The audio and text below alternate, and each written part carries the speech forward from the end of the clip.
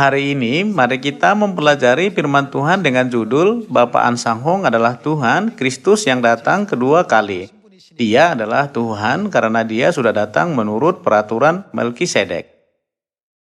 Kristus Ansanghong adalah Tuhan yang datang untuk kedua kali. Dengan apakah kita bisa membuktikan dia adalah Tuhan yang telah datang ke bumi ini? Jika suatu lembaga pemerintah meminta kepada Anda bukti bahwa Anda adalah orang Korea karena Anda datang dari luar negeri, apakah yang menjadi buktinya? KTP atau SIM bisa menjadi bukti keterangan Anda, bukan? Banyak orang bertanya kepada kita, kenapa Bapak Ansanghong adalah Tuhan? Jika begitu, dengan apakah kita bisa membuktikan identitasnya? Yohanes pasal 5 ayat 39 kita baca, "Kamu menyelidiki kitab-kitab suci, sebab kamu menyangka bahwa olehnya kamu mempunyai hidup yang kekal. Tetapi, walaupun kitab-kitab suci itu memberi kesaksian tentang aku," Alkitab adalah KTP Tuhan yang melaluinya kita bisa mengenal Tuhan. Di dalam KTP Anda, tertulis alamatmu dan nomor induk. Ada juga tertulis tanggal lahirmu dan ada pas fotomu. Hari ini, mari kita memastikan Kristus Ansanghong adalah Tuhan melalui Alkitab. Ketika Yesus datang 2000 tahun yang lalu, banyak orang berkata, "Bukankah ayahmu seorang tukang kayu dan ibumu Maria? Bagaimana engkau dapat berkata, 'Aku telah turun dari sorga'?" Mereka mencurigai Yesus dalam segala hal. Saat itu, Yesus membuktikan dirinya sendiri melalui ajaran-ajaran Alkitab. Yohanes Pembaptis yang sedang dipenjarakan dan menunggu kematiannya mengutus murid-muridnya kepada Yesus, "Engkaukah yang akan datang itu, atau haruskah kami menantikan orang lain?" Yesus tidak langsung mengatakan seperti, "Akulah Kristus," tetapi berkata, kepada orang miskin diberitakan kabar baik, orang tuli mendengar, orang lumpuh berjalan, dan orang buta melihat. Dia mengatakan tentang Mesias yang dituliskan di dalam kitab Yesaya. Pada zaman ini juga, kita tidak bisa bersaksi dengan diri kita sendiri bahwa Kristus Ansanghong adalah Tuhan dan Yesus yang datang kedua kali. Kita hanya menyampaikan apa yang telah dikatakan Tuhan kepada kita. Jika begitu, kesaksian apakah yang diberikan Alkitab tentang Kristus Ansanghong yang telah datang pada zaman ini? Mari kita baca Mazmur 110 ayat 1. Mazmur Daud. "Demikianlah firman Tuhan kepada Tuanku, duduklah di sebelah kananku, sampai kubuat musuh-musuhmu menjadi tumpuan kakimu." Mari kita terus baca ayat 2 tentang Tuhan dan Tuanku. "Tongkat kekuatanmu akan diulurkan Tuhan dari Sion. Memerintahlah di antara musuhmu. Pada hari tentaramu, bangsamu merelakan diri untuk maju dengan berhiaskan kekudusan. Dari kandungan fajar, tampil bagimu kerajaanmu seperti embun. Tuhan telah bersumpah, dan ia tidak akan menyesal. Engkau adalah apa? Imam untuk selama-lamanya menurut Melkisedek." Ada nubuat di dalam Alkitab bahwa Tuhan berkata kepada Tuanku, "Engkau adalah imam untuk selama-lamanya menurut Melkisedek." Siapakah Tuhan tersebut di sini? Mari kita baca Matius pasal 22 ayat 43. Katanya kepada mereka, "Jika demikian, bagaimanakah Daud oleh pemimpin roh dapat menyebut dia tuannya ketika ia berkata, 'Tuhan telah berfirman kepada Tuanku'?" Firman ini tertulis di mana? Yesus sedang menerangkan dirinya sendiri dengan menggunakan firman di dalam Mazmur pasal 110. Tuhan telah berfirman kepada Tuanku, "Duduklah di sebelah kananku sampai musuh-musuhmu kutaruh di bawah kakimu." Jadi, jika Daud menyebut dia tuannya, bagaimana mungkin ia anaknya pula? Tidak ada seorang pun yang dapat menjawabnya. Dan sejak hari itu, tidak ada seorang pun juga yang berani menanyakan sesuatu kepadanya. Siapakah Tuan dari firman Mazmur pasal 110 ayat 1 yang tertulis Tuhan kepada Tuanku? Ia adalah Kristus. Dengan kata lain, Yesus membuktikan dirinya sendiri dengan berkata, Tuhan berkata kepadaku, engkau adalah imam untuk selama-lamanya menurut peraturan Melkisedek. Mari kita baca Ibrani pasal 5 ayat 5. Demikian pula Kristus tidak memuliakan dirinya sendiri dengan menjadi imam besar. Kristus di dalam ayat ini adalah Tuhan yang disebutkan di dalam Mazmur pasal 110, bukan? Demikian pula Kristus tidak memuliakan dirinya sendiri dengan menjadi imam besar, tetapi dimuliakan oleh Dia yang berfirman kepadanya, "Anakku, engkau telah kuperanakkan pada hari ini." Sebagaimana firman-Nya dalam suatu nas lain, engkau adalah imam untuk selama-lamanya menurut peraturan Melkisedek. Di manakah ayat itu tertulis? Firman yang ada di dalam Mazmur pasal 110 dituliskan lagi di dalam kitab Ibrani.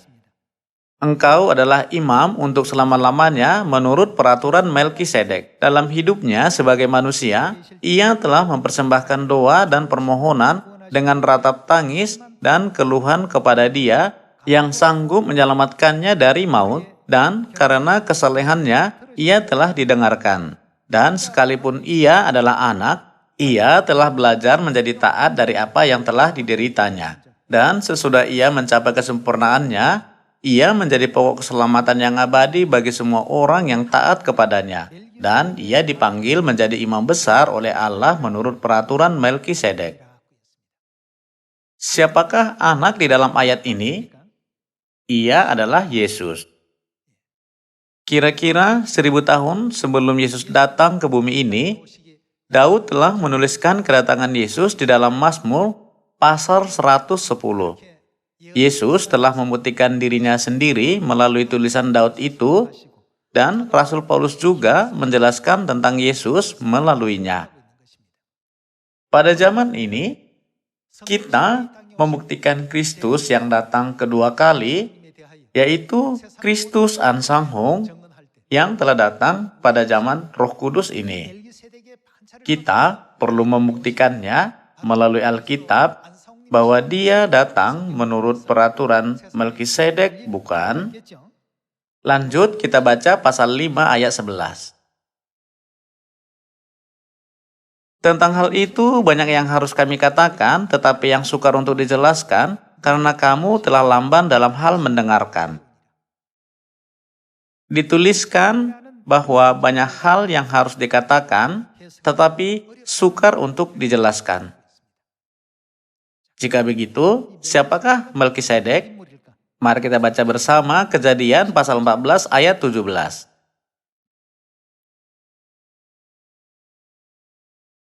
Setelah Abraham kembali dari mengalahkan Kedorlaomer dan para raja yang bersama-sama dengan dia, maka keluarlah Raja Sodom menyongsong dia ke lembah Siawe, yakni lembah raja.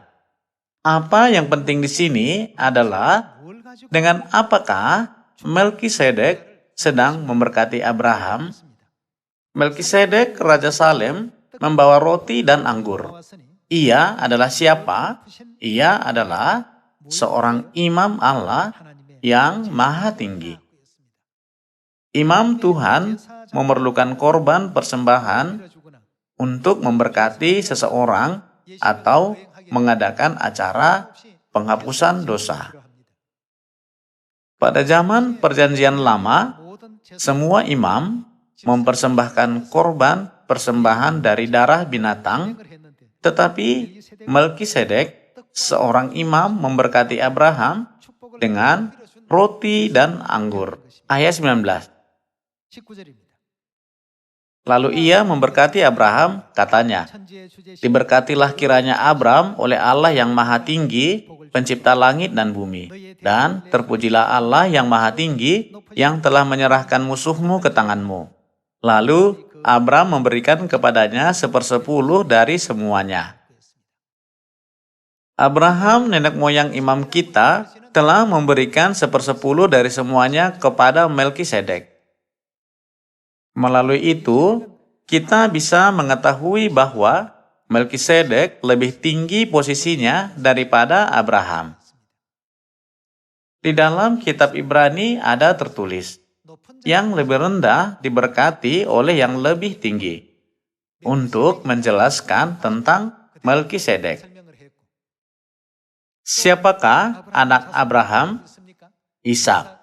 Siapakah anak Ishak? Yakub. Dari Yakub, 12 anak laki-laki dilahirkan, dan diantaranya ada Lewi. Dari keturunan Lewi, dipilihlah imam-imam.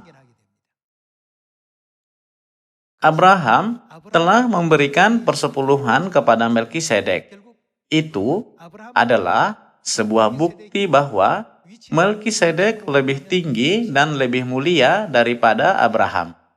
Itu sudah tertulis di dalam kitab Ibrani.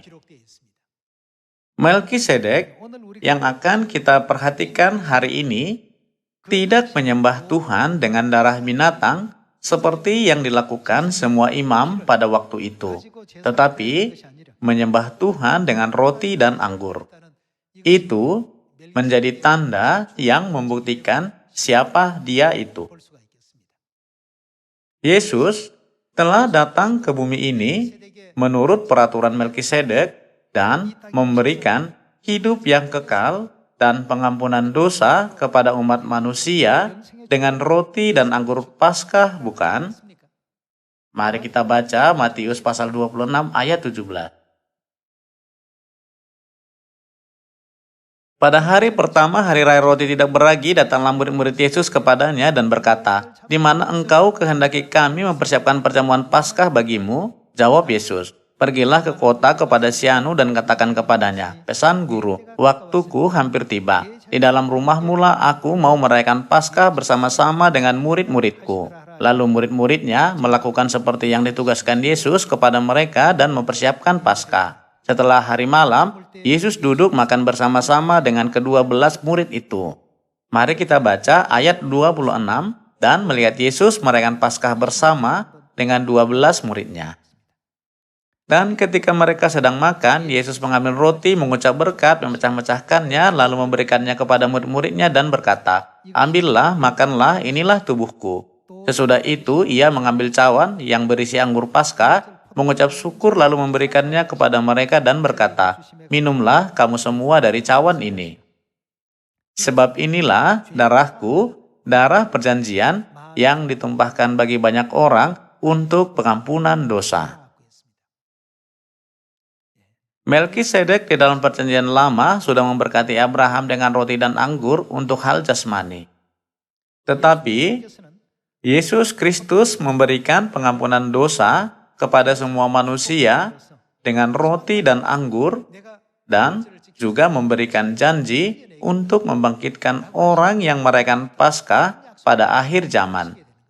Melkisedek di dalam perjanjian lama adalah bayangan dari Yesus Kristus yang datang ke bumi ini sebagai kenyataannya. Jadi Yesus telah mengadakan acara Paskah dengan roti dan anggur menurut peraturan Melkisedek dan memberkati umat manusia untuk pengampunan dosa dan hidup yang kekal. Mari kita memastikannya. Yohanes pasal 6 ayat 53 kita baca. Maka kata Yesus kepada mereka, "Aku berkata kepadamu, sesungguhnya jikalau kamu tidak makan daging anak manusia dan minum darahnya, kamu tidak mempunyai hidup di dalam dirimu. Barang siapa makan dagingku dan minum darahku, ia mempunyai hidup yang kekal, dan aku akan membangkitkan dia pada akhir zaman. Sebab dagingku adalah benar-benar makanan dan darahku adalah benar-benar minuman. Barang siapa makan dagingku dan minum darahku, ia tinggal di dalam aku dan aku di dalam dia. Sama seperti Bapa yang hidup mengutus aku dan aku hidup oleh Bapa. Demikian juga barang siapa yang memakan aku akan hidup oleh aku. Dikatakan bahwa kita bisa hidup dengan memakan dia. Bagaimana kita bisa memakannya? Melalui Paskah Perjanjian Baru. Roti Paskah dan anggur Paskah melambangkan daging dan darah Yesus. Yesus telah mengatakan kebenaran ini pada perjamuan malam Paskah. Jadi, kita bisa makan daging Yesus dan minum darahnya dengan makan roti Paskah dan minum anggurnya. Roti dan anggur itu telah dibawa Melkisedek yang muncul pada zaman Abraham. Oleh karena itu, Alkitab berkata bahwa Yesus adalah imam besar menurut peraturan Melkisedek. Yesus telah datang sebagai kenyataan Melkisedek untuk menggenapi nubuat. Ada hubungan di antara Yesus dan Melkisedek. Kedua sosok itu terikat dengan nubuat. Alkitab berkata bahwa Melkisedek yang akan datang adalah imam untuk selama-lamanya. Saudara-saudari, apa artinya untuk selama-lamanya? Apakah itu berarti dia datang sebagai Melkisedek hanya untuk kedatangannya yang pertama kali? Sebagai siapa dia harus datang sekali lagi?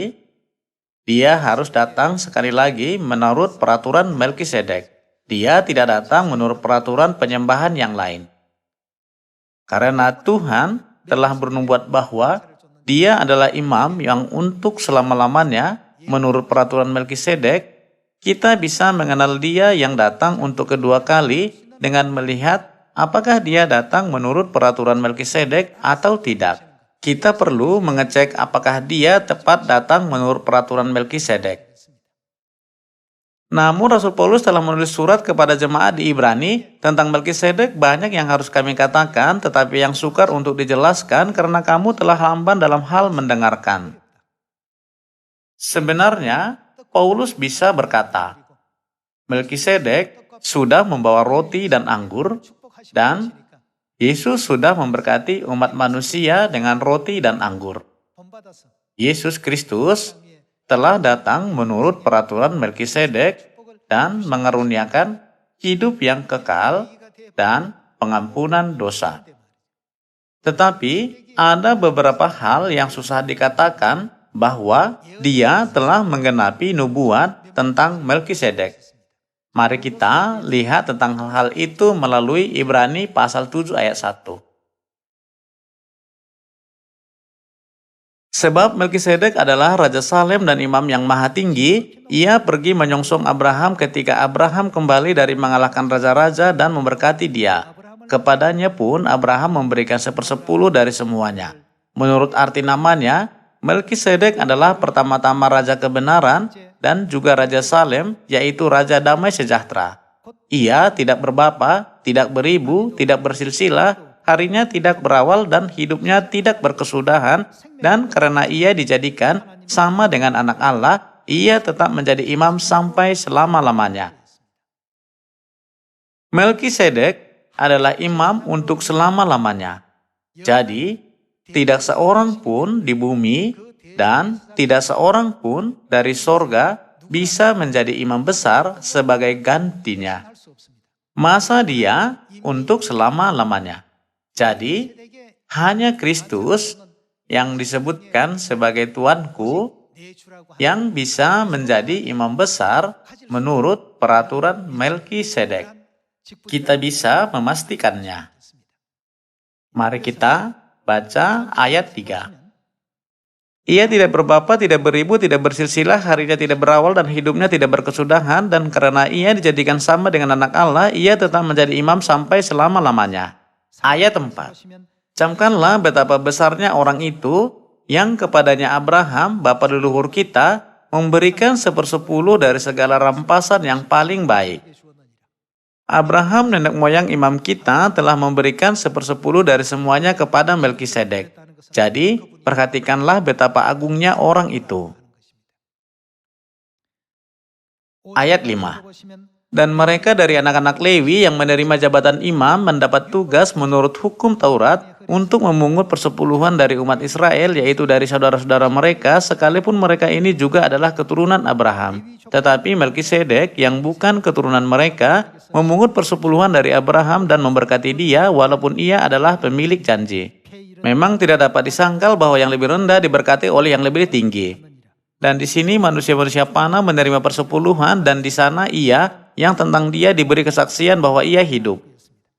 Rasul Paulus senang menjelaskan ciri-ciri Melkisedek sambil mengatakan bahwa Melkisedek lebih tinggi daripada Abraham kepada jemaat di Ibrani. Tidak ada silsilihnya yang keterikat dalam Israel. Yesus telah menetapkan peraturan perjanjian baru di bumi ini dengan roti dan anggur. Oleh karena itu, Yesus adalah Melkisedek rohani yang telah datang menurut peraturan Melkisedek. Tetapi, orang-orang pada waktu itu sangat susah mengerti Melkisedek tidak bersilsilah. Itu karena Yesus telah lahir sebagai keturunan Israel dan memiliki silsilah. Mari kita pelajari tentang hal ini melalui Matius pasal 1 ayat 1.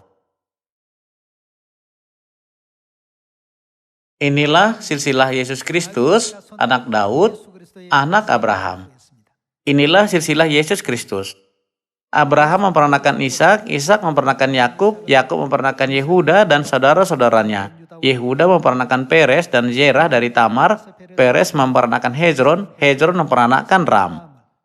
Demikianlah keturunan Abraham, dan itu sampai Yesus Kristus. Silsilah itu dituliskan di dalam Matius pasal 1.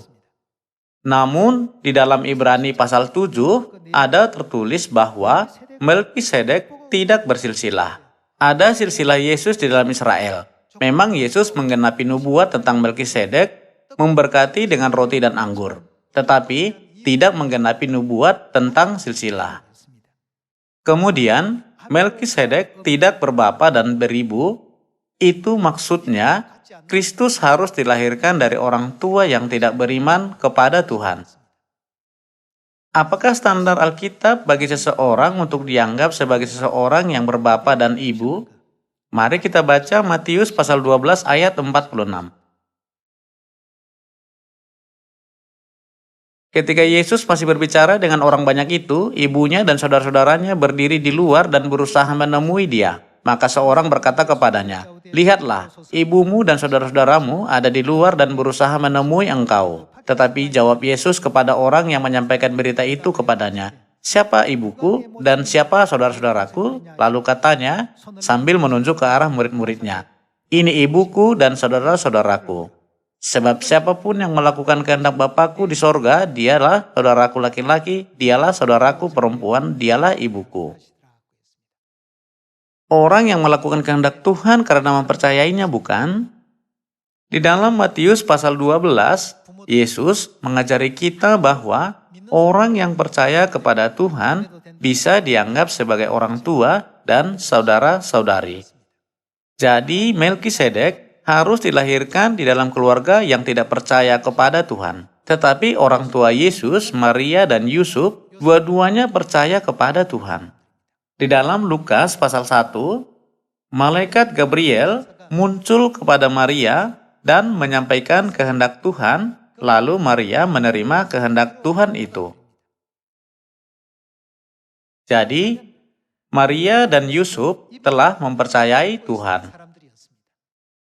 Karena itu, sukar untuk dikatakan bahwa Yesus menggenapi ciri-ciri Melkisedek yang tidak berbapa, yang tidak beribu, dan tidak bersilsilah. Untuk menggenapi bagian-bagian ini, Kristus harus datang untuk berapa kali? Mari kita baca Ibrani pasal 9 ayat 27. Dan sama seperti manusia ditetapkan untuk mati hanya satu kali saja dan sesudah itu dihakimi. Demikian pula Kristus hanya satu kali saja mengorbankan dirinya untuk menanggung dosa banyak orang. Sesudah itu, ia akan menyatakan dirinya sekali lagi tanpa menanggung dosa untuk menganugerahkan keselamatan kepada mereka yang menantikan dia. Bagaimana kita bisa mengenal Kristus yang datang untuk kedua kali? Kita seharusnya mengecek dia adalah imam yang datang menurut peraturan Melkisedek dulu, bukan? Itu dikarenakan Tuhan telah bersumpah dan berkata bahwa Tuhan adalah imam untuk selama-lamanya menurut Melkisedek. Seperti Kristus datang menurut peraturan Melkisedek 2000 tahun yang lalu, dia harus datang sekali lagi menurut nubuat tentang Melkisedek. Untuk itu, dia harus membawa roti dan anggur. Seperti yang dituliskan di dalam Ibrani pasal 7, dia, Melkisedek, yang datang tanpa bapa, ibu, dan silsilah, bukan? Oleh karena itu, dia harus muncul ke bumi ini melalui bapa dan ibu jasmani yang tidak percaya kepada Tuhan. Orang tua jasmani, Kristus Ansanghong, tidak percaya kepada Tuhan. Dan dia tidak punya silsilah dalam Israel. Yesus lahir di bumi sebagai keturunan Daud dan mempunyai silsilahnya. Tetapi Bapa Ansanghong datang di Korea Selatan, bukan Israel. Jadi, dia tidak mempunyai silsilah dalam Israel. Kemudian, dia harus membawa roti dan anggur Paskah, yaitu tanda Melkisedek. Ketika dia datang untuk pertama kali, dia sudah mengaruniakan pengampunan dosa dan hidup yang kekal kepada manusia. Sama seperti itu, ketika dia datang sekali lagi untuk mengaruniakan keselamatan kepada orang yang menantikannya, dia memberitakan Paskah Perjanjian Baru dan memanggil semua anaknya yang terkasih melalui semua kebenaran Perjanjian Baru. Dia adalah Kristus Ansanghong, Tuhan kita, bukan? Tidak satu gereja pun di seluruh dunia memahami makna roti dan anggur Paskah yang tertulis di dalam Alkitab dengan sangat jelas. Kenapa begitu? Ini peran siapa? Tidak ada orang lain selain daripada Kristus yang adalah imam untuk selama-lamanya. Masa jabatannya sampai selama-lamanya. Jadi, kita harus mengenal dia yang datang menurut peraturan Melkisedek adalah Tuhan kita. Mari kita baca Yesaya pasal 25 ayat 6. Tuhan semesta alam akan menyediakan di Gunung Sion ini bagi segala bangsa-bangsa suatu perjamuan dengan masakan yang bergemuk, suatu perjamuan dengan anggur yang tua benar, masakan yang bergemuk dan bersumsum, anggur yang tua yang disaring endapannya. Dan di atas gunung ini Tuhan akan mengoyakkan kain perkabungan yang diselubungkan kepada segala suku bangsa dan tudung yang ditudungkan kepada segala bangsa-bangsa. Ia akan menyediakan maut untuk seterusnya. Di antara 66 kitab dalam Alkitab, hanya Paskah adalah kebenaran yang dapat meniadakan maut. Di sini tertulis bahwa Tuhan akan meniadakan maut untuk seterusnya dengan anggur. Melkisedek telah datang membawa roti dan anggur, dan Yesus Kristus telah datang membawa roti dan anggur. Jadi, ketika Kristus datang untuk kedua kali, dia harus membawa roti dan anggur, bukan? Ia akan meniadakan maut untuk seterusnya. Dan Tuhan Allah akan menghapus air mata daripada segala muka, dan aib umatnya akan dijauhkannya dari seluruh bumi, sebab Tuhan telah mengatakannya. Pada waktu itu orang akan berkata, sesungguhnya inilah Allah kita yang kita nanti-nantikan, supaya kita diselamatkan. Inilah Tuhan yang kita nanti-nantikan. Marilah kita bersorak-sorak dan bersukacita oleh karena keselamatan yang Dia adakannya. Bagaimanakah orang-orang ini bisa mengenal Dia adalah Tuhan kita? Hanya Kristus bisa memegang posisi imam besar menurut peraturan Melkisedek. Paskah sudah tidak dirayakan selama 1600 tahun, tetapi karena siapa yang sudah datang, Paskah itu bisa dirayakan zaman ini. Itu dikarenakan Kristus sudah datang ke bumi ini. Ketika Dia datang untuk pertama kali, Dia adalah imam besar menurut peraturan Melkisedek. Masa jabatannya berlanjut saat Dia datang untuk kedua kali. Melaluinya, kita segera mengenal Tuhan, bukan?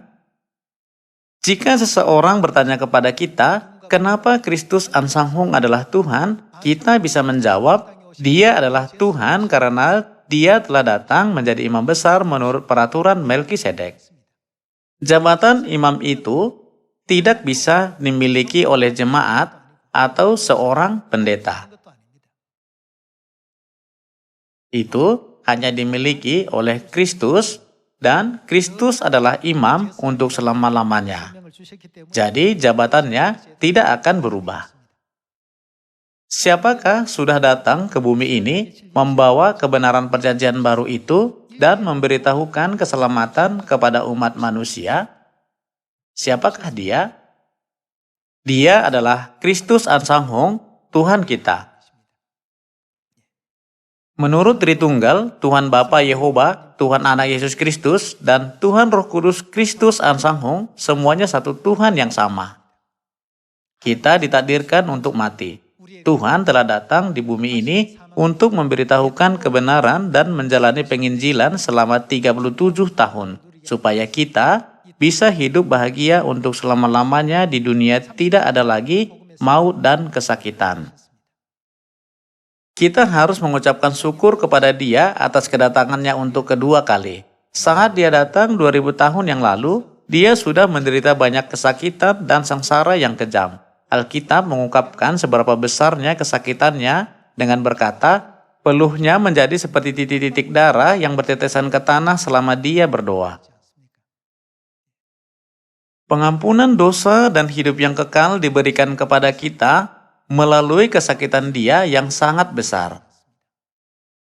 Meskipun Dia sudah dihina, ditolak, dan dianiaya di bumi ini, Dia tidak ragu-ragu untuk datang ke bumi ini sekali lagi. Saya merasa kasih Tuhan terhadap kita itu benar-benar besar. Seorang manusia pernah mengalami kecelakaan mobil yang sangat mengerikan dan gemetar jika sebuah mobil lewat di sampingnya karena kecelakaan itu sudah menjadi trauma baginya. Namun, Tuhan sudah datang ke dunia ini sebagai manusia sekali lagi hanya untuk keselamatan kita. Janganlah kita melupakan kasih karunia Tuhan itu. Peganglah keselamatan yang diberikan Tuhan kepada kita dengan erat sampai akhir, sampai hari kita dipeluk Bapa. Orang-orang kudus dari gereja awal telah memberitakan tentang Yesus. Saya meminta Anda semua dengan berani memberitakan Kristus Ansanghong yang sudah datang pada zaman ini. Saya menutup khotbah ini. Terima kasih.